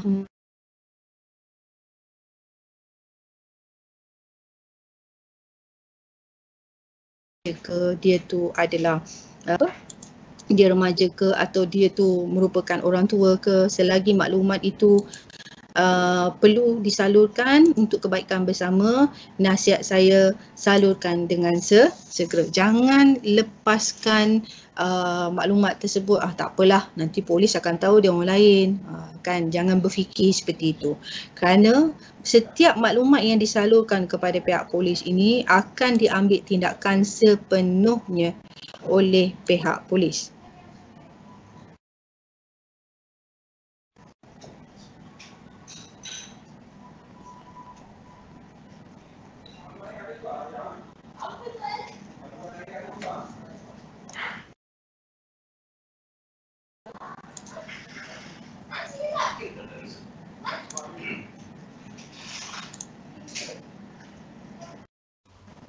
Baiklah Puan, untuk next question, kalau pembuli tak sengaja membunuh mangsa, adakah dia masih dikenakan hukuman mati? Okey, terima kasih atas soalan. Untuk makluman, di dalam undang-undang ni, dia ada hukuman untuk bunuh dengan maknanya bunuh dengan niat dan bunuh tanpa niat. So dalam konteks ini, sebelum mahkamah menjatuhkan hukuman, dia akan melihat keseluruhan fakta yang dikemukakan oleh pihak pendakwa raya. Dan kalau dia melihat bahawa fakta tersebut adalah disebabkan memang ada niat daripada pelaku, jadi hukuman tersebut adalah kepada hukuman yang mati ataupun hukuman penjara selama umur, seumur hidup. Tapi kalau kata dalam kes tersebut dia dapati bahawa ianya berlaku bukan atas niat tetapi sebenarnya atas perkara-perkara seperti kebangkitan mara dan sebagainya, dan dia akan jatuh kepada kesalahan membunuh tanpa ni.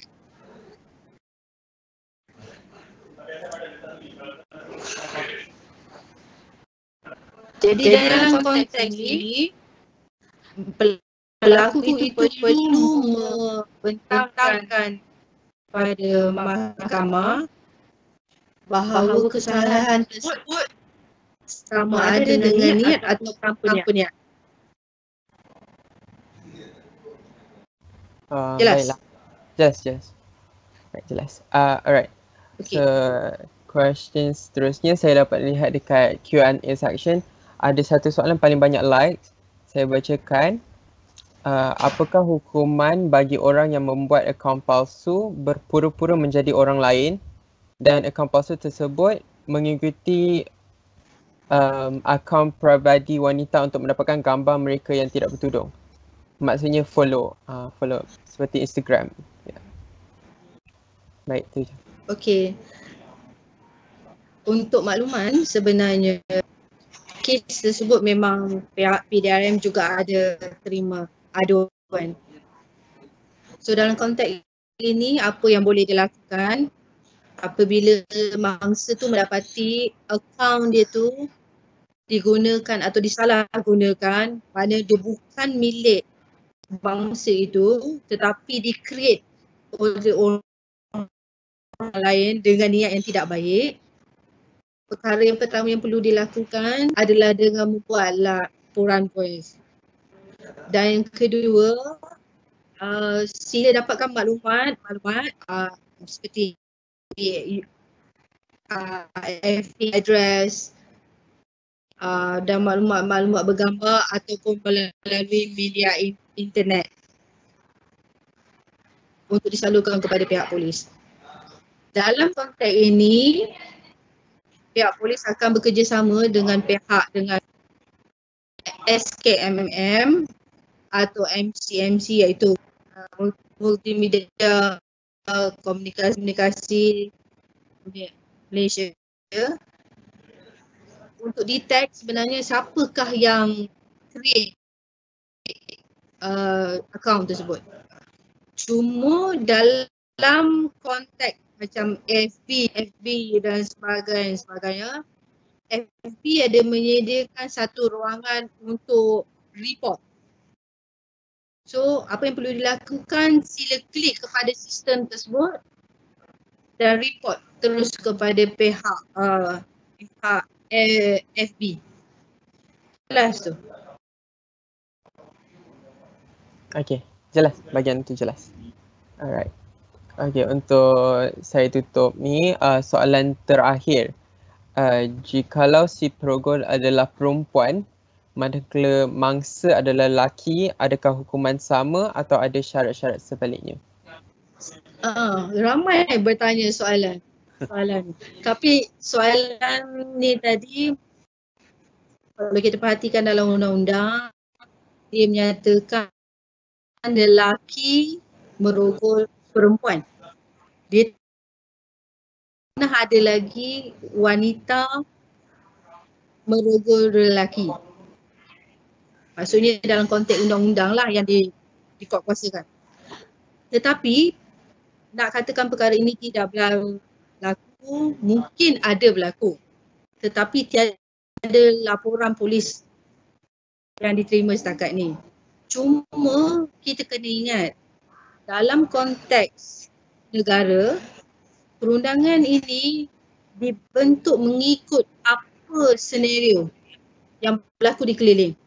Jadi kalau ada keperluan mengatakan lelaki juga boleh menjadi mangsa rogol, silalah membuat usul tersebut. Kerana pihak kerajaan akan mengkaji keperluan sama ada ianya perlu diimplementasikan ataupun tidak diimplementasikan. Baik, faham. Okey, tetapi saya nak jelaskan tentang perkara ni. Kata sekiranya ada berlaku dan orang ni membuat laporan, maknanya dia tu mangsa tu adalah lelaki dan dia kata pelakunya adalah wanita. Tapi memandangkan rogol itu lelaki merogol wanita, apa yang boleh dilakukan apabila laporan polis dibuat, klasifikasi akan turun kepada kes cabul di bawah Seksyen 354.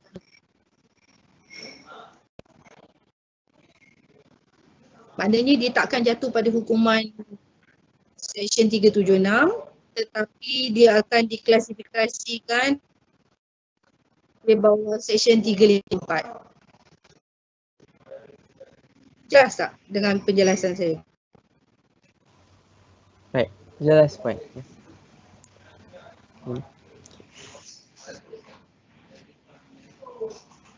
Baiklah, Okey, ada soalan lagi? Sebelum kita dah saya sampai, buka peluang soalan. okay, kita dah sampai hujung program, so 4:30. Jadi saya akan tutup Q&A session untuk ni sebab ada lagi banyak soalan tapi masa tidak mengizinkan. Jadi kita teruskan ke session Puan yang seterusnya. Puan ingin saya beri minta soalannya dekat kepada student. Okey.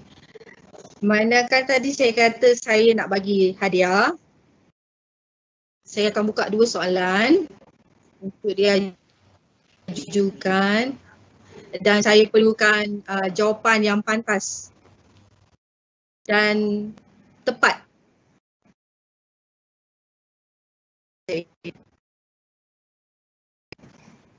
Okey, soalan pertama. Bagaimanakah pelajar dalam konteks ini MRSM boleh membantu untuk memastikan kawasan dan juga student UIT yang student MRSM dapat betul-betul melindungi diri daripada menjadi mangsa ataupun melakukan kesalahan yang saya nyatakan sebentar tadi. Apakah cadangan dan kaedah yang akan digunakan? Okey, berikan saya 5 cadangan. Teruskan.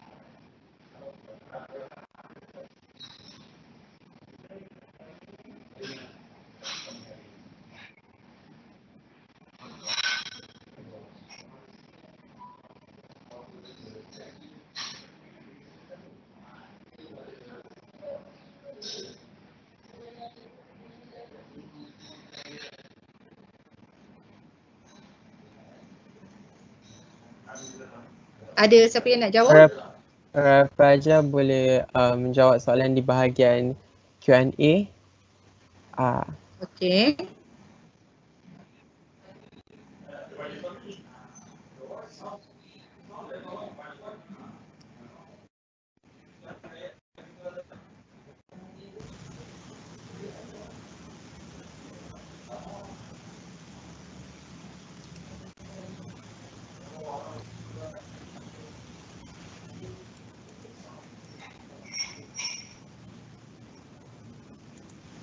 Assalamualaikum Puan, boleh ulang soalan?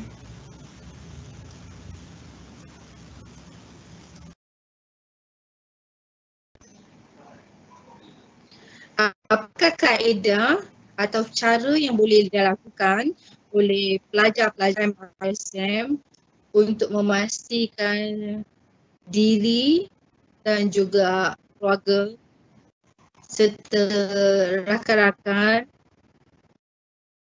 tidak terlibat dengan kes-kes yang saya nyatakan tadi, dan beri 5 cadangan mengenai perkara tersebut.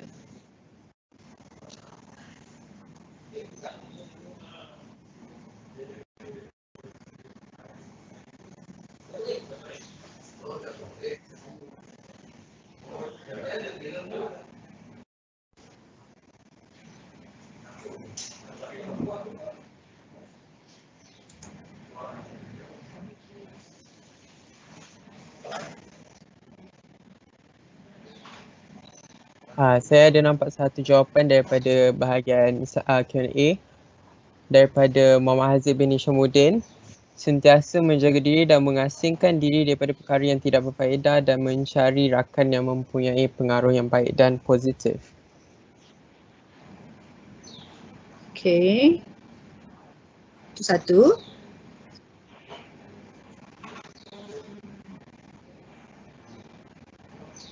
Empat lagi cadangan? Jawapan diberi hanya satu. Pelajar boleh beri jawapan lima jawapan. Baiklah. Sebentar. Ada banyak jawapan dah ni. Kita ambil yang ada nama ya. Okey. Satu.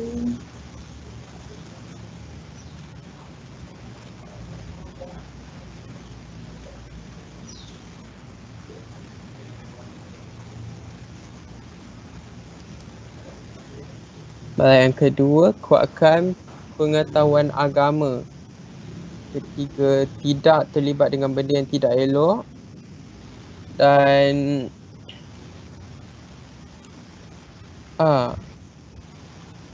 sebentar ya. Sentiasa melaporkan kepada PDRM ataupun guru.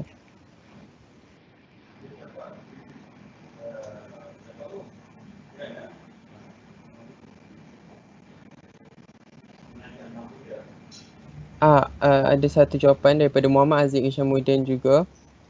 Sentiasa ingat Allah, memahati dan cuba untuk mengisi masa lapang, dan bila nak membuat jenayah terus ambil Quran dan baca, kata Haziq. Sempat nak baca Quran. Okey, tak apa.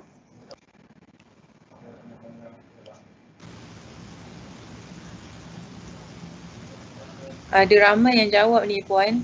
Satu lagi jawapan daripada Akib Robani. Pertama, mengadakan kempen dan ceramah motivasi. Siapa Kedua, tadi? Akib Robani. Okey. Pertama, mengadakan kempen dan ceramah. Kedua, pameran dan pembentangan secara terbuka. Ketiga, informasi di setiap papan kenyataan sekolah. Keempat, melakukan spot check terhadap semua pelajar. Kelima, kuis atau pertandingan terbuka kepada pelajar. Tu baik. Setakat ni jawapan tu. Okey, ada lagi? Boleh saya bacakan satu jawapan daripada Adib Mustaqim. Okey. Daripada Adib Mustaqim. Satu, terus lapor kepada guru dan polis jika menjadi mangsa. Dua, mendekatkan diri kepada Tuhan. Tiga, pelajar perlu berfikir sebelum bertindak melakukan sesuatu. Empat, menghormati antara satu sama lain. Dan akhir sekali, pilih rakan yang tepat. Jauhi mereka yang buruk. Okay, very good. Ada lagi sebarang jawapan lain?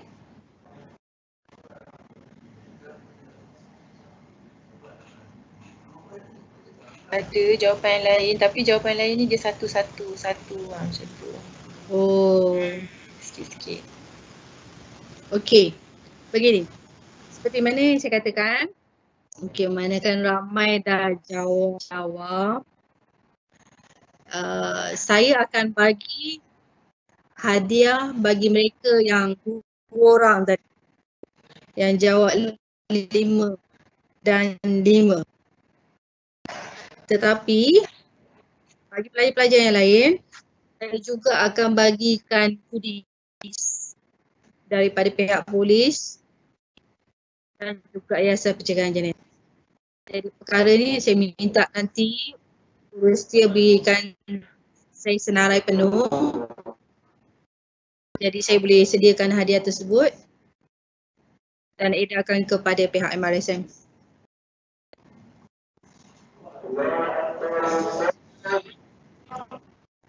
Baiklah Puan, jadi ada 2 pemenang saja untuk hari ini ya.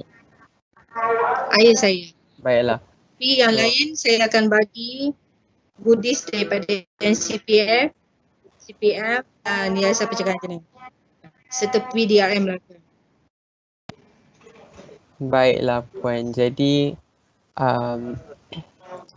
majlis merakamkan setinggi-tinggi penghargaan kepada DSP Nur Azlinda binti Haji Nordin atas perkongsian beliau sebentar tadi. Hadirin sekalian. Terima kasih kembali.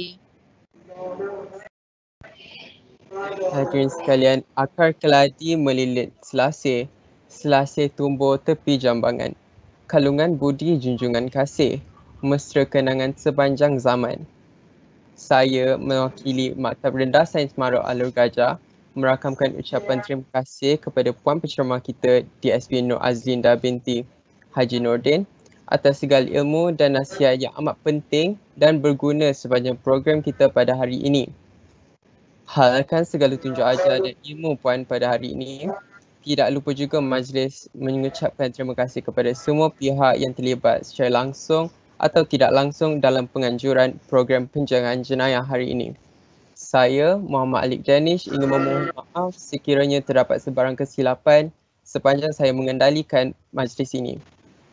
Akhir kata, sekian. Wabillahi taufiq wal hidayah. Wassalamualaikum warahmatullahi wabarakatuh. Terima kasih. Baiklah. Pelajar diminta untuk kekal di dalam webinar dan memberi laluan kepada Puan untuk penceramah kita meninggalkan webinar.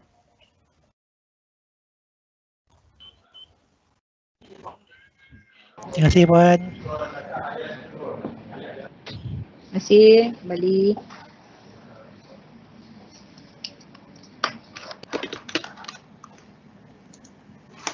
Terima kasih ya Puan.